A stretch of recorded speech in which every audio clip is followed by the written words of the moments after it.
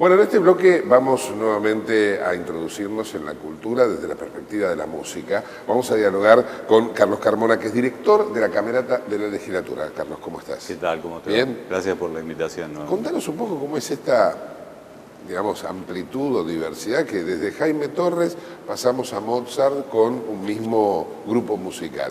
Explicanos también a qué se debió la presencia de Jaime Torres, ¿no? Claro.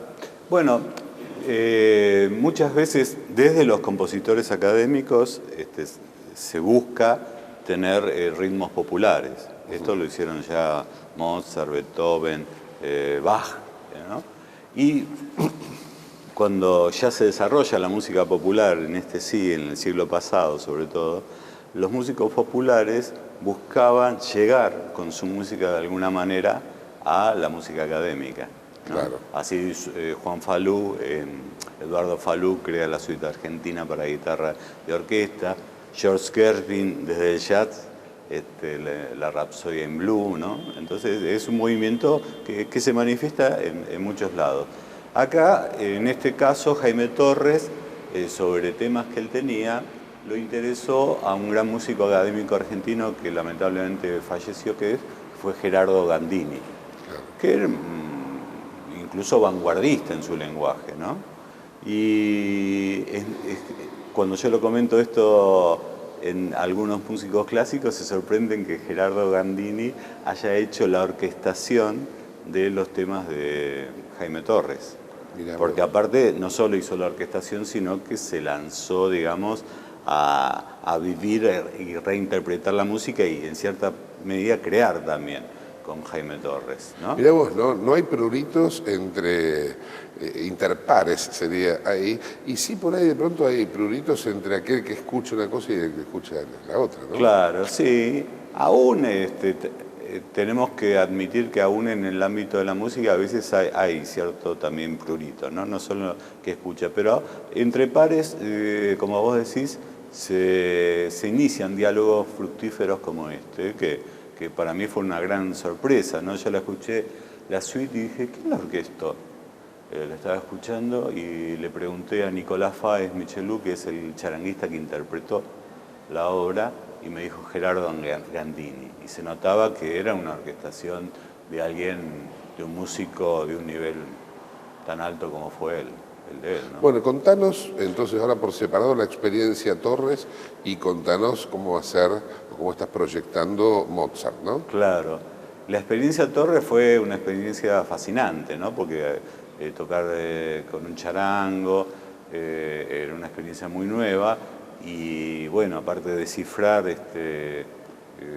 giros en la partitura, eran también bastante interesante y complejo porque estaba, por un lado, es música bien del norte, pero bien del norte lindando con Bolivia, que no son exactamente las cosas que nosotros solemos escuchar más a menudo, y a su vez Gerardo Gandini, que exploraba nuevos toques en los violines, nuevos toques en toda la música de vanguardia, ponía toques no habituales al hacer Mozart, sino música, claro, toques de vanguardia, ¿entendés? Qué sé yo, golpear con la parte de atrás del arco, sobre, claro, las cuerdas. Cierto grado de improvisación también, ¿no? Sí, sí, hay ciertos grados así de que hay una libertad. Es una improvisación coordinada. Claro, ¿no? Claro. Improvisemos, pero esto. Claro, sí, sí, porque hay que coordinarlo y salir y dar entrada.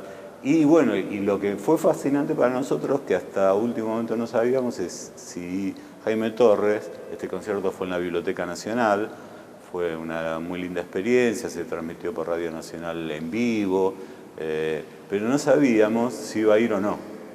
Jaime, a escucharnos.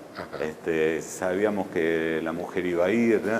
Pero era como nos pasó alguna vez con Eduardo Falú acá, que Eduardo, una vez que lo fui a invitar al maestro, me dice, yo estoy muy agradecido, pero estoy ya, no sé si saturado, no usó esa palabra, pero de tantos agradecimientos, de tantas distinciones, me declaran ciudadano acá. Claro. Y al final vino acá. Hay que ponerse en el lugar de él. Y claro. vino.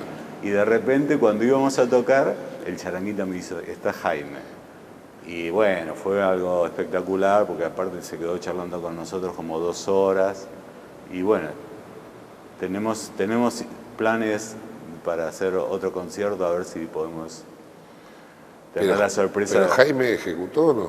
No, Jaime ya está, digamos, está delegando la interpretación de esta obra que se llama Caminos de la Puna en este músico joven que es Nicolás Fáez, que no tiene ningún parentesco ni relación amistosa, sino que lo fue a escuchar a un concierto y vio su virtuosidad y entonces es la primera vez que esta suite en Argentina tocó otro charanguista que no fuera Jaime Torres. Mira vos. O sea que fue la primera vez y ahora estamos viendo la posibilidad de hacer un concierto conjunto con él también. Antes de pasar a Mozart, una pregunta sobre el charango, porque vos como músico que sos debes saber obviamente más que yo. ¿El charango es solamente regional del altiplano, todo el altiplano argentino, boliviano, o hay en algún otro lugar del mundo donde se ejecute este instrumento?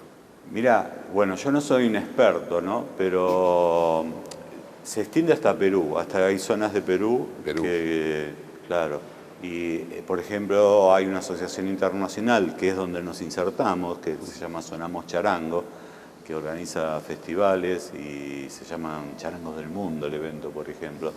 Pero exactamente parecido al charango me parece que no. Está el cuatro venezolano, que es como una guitarra chiquitita, está el ukelele, pero no soy un experto. Es tan particular el sonido del charango. Claro. Bueno, por ejemplo, el ukelele, uno puede decir, es parecido, no suena para nada parecido, claro, ¿no? Con un fino sentido. Sí. Y bueno, y hay sonidos particulares de otros primos, llamémosle. Puede tener antecedentes de la mandolina. De la mandolina. De la mandolina, ¿no? Pero bueno, es una creación muy, parece ser que nos podemos arrogar que nuestro norte... Autóctona. Sí, yo creo que es autóctona, sí. Tiene esta creación. Pasemos a Mozart. Sí, ¿no? ¿Cómo se está preparando eso? Estamos reentusiasmados. Primero estamos entusiasmados nosotros. Sí, me imagino. No, claro. Siempre estamos entusiasmados, pero a veces que hay un poco más que otras veces, porque esta vez vamos a hacer arias de Mozart con el bajo que habitualmente canta con nosotros, pero hasta ahora ha hecho otro tipo de obras y ahora viene una soprano. Entonces van a ser unos dúos espectaculares. ¿Dónde va a ser la presentación? Esto va a ser en Avenida de Mayo y Bolívar a las 12 del sábado 29 de agosto. Es al aire libre. Bien. Se suspende en caso de lluvia. Bien. ¿Y dónde practican? ¿Dónde hacen toda esta preparación, no? Sí. Porque me imagino que deben tener horas y horas de práctica. Claro, ensayamos, hacemos un ensayo largo de 4 horas. En general los ensayos son de 3 horas, 2 horas y media. Nosotros nos resultó más fácil hacer uno largo, que es los días jueves, en general en el Salón Presidente Perón. ¿A dónde? En el Salón Presidente Perón. ¿Aquí en la legislatura? Sí. Mira, claro, porque yo decía, ¿para ensayar algo al aire libre lo practicarán en aire libre o lo hacen? No, porque es muy difícil. Y por eso. Claro, no, eso después hay que salir al aire libre, que es una dificultad adicional. La ejecución al aire libre exige más, ¿no? Y sí, viste, porque hay mucho, el músico tiene mucho estímulo Te suenan las campanas. Suenan las campanas. Bueno, hay que recordar dónde estamos, ¿no? Estamos en la torre del reloj, así claro, que no es para menos. Pero suena la campana, hablando de algo parecido, suenan las alarmas por ahí de un garage. Claro, y te distrae. Sí, es un poco... Ahí te digo, hay orquestas que no las haces tocar al aire libre ni por chiste. Claro. O sea, hay que ir a probar sonido y bueno, y tener en cuenta que tiene eso, ¿viste? Está el viento, se sopla el viento, te estamos viendo, ¿viste? Que el fagot si va a estar o no va a estar, cómo lo protegemos, porque con el frío la madera, si hay un viento, se puede resquebrajar. Claro. O sea que tiene su complicación. Pero bueno, vamos a hacer unas oberturas de Mozart, de óperas, y vamos a hacer 2 áreas, una para soprano, otra para bajo, con contrabajo solista, una cosa muy interesante. Qué bueno. El bajo, cantan los bajos, el bajo como voz y el contrabajo como solista. Y después, bueno, unos dúos de las bodas de Fígaro que son imperdibles. Te estás relamiendo. ¿Esto cuándo es? La presentación, repetinos por favor, el 29 de agosto a las 12 horas en Avenida de Mayo y Bolívar. Ahí está. Al aire libre. Le digo para que nadie se lo pierda, ¿no? Claro, no, está muy lindo. Y vamos a ver si lo repetimos seguramente el 18 de septiembre acá en el Salón San Martín. Ah, qué bueno. Sí, qué sí. bueno. Está interesada la Embajada de Austria que quiere auspiciar el evento, así que todo esto lo hacemos. Hay que viajar a Salzburgo, digo. Vos decís de embajada, está todo bien. Pero quiero agradecer mucho a la Dirección General de Colectividades, al director Julio Crocci, que nos invitó, porque, digamos, vamos a hacer 3 eventos. Vamos a participar en Celebra Austria, vamos a participar en Celebra Italia y vamos a participar en Celebra Rusia.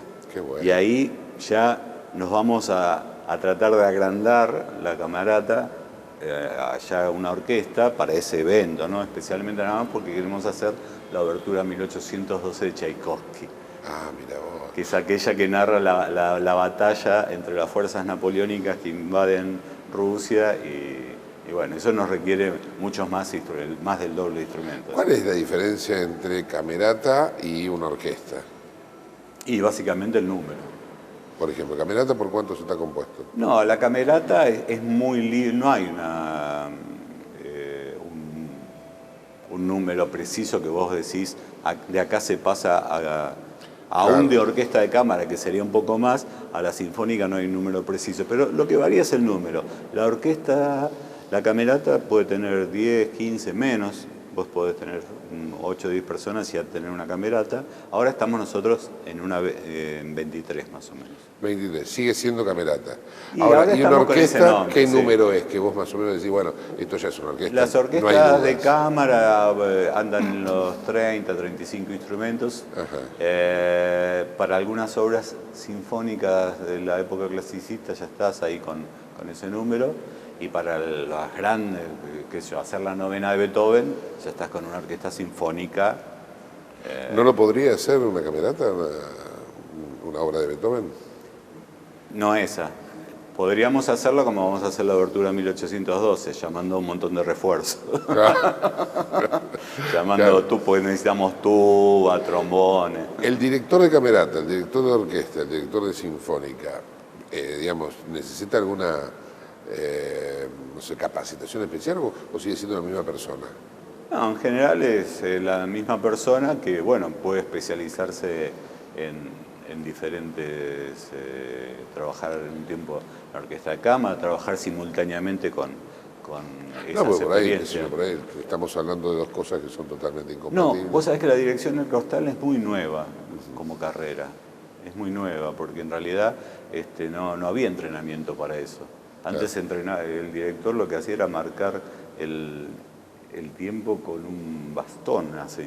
Claro. Sería con bastón, ¿sería el nombre correcto? Y que, bueno, Una suerte de bastón de mando. claro, y entonces se cuenta que Lully, que estaba en la corte francesa, una vez se lastimó el pie, le agarró una infección y murió a causa de una ejecución. Y después Toscanini... Porque le gustaba tanto la música, se murió. Se murió. Y después, bueno, Toscanini, que toma la dirección, siendo músico, de repente faltó un director y él empezó a dirigir. Y a partir, digamos, de 1940, 1950, se empezó a crear cierta educación de la dirección. O sea que todavía se están medio en pañales como estudio. Te agradezco muchísimo, No, como ustedes. siempre, re atractiva la entrevista contigo, así que bueno, vamos a estar ahí presentes Bueno, en les agosto y en agradecemos. septiembre. Gracias Bueno, por todo. gracias. No se vayan, ya seguimos con la legislatura y la gente.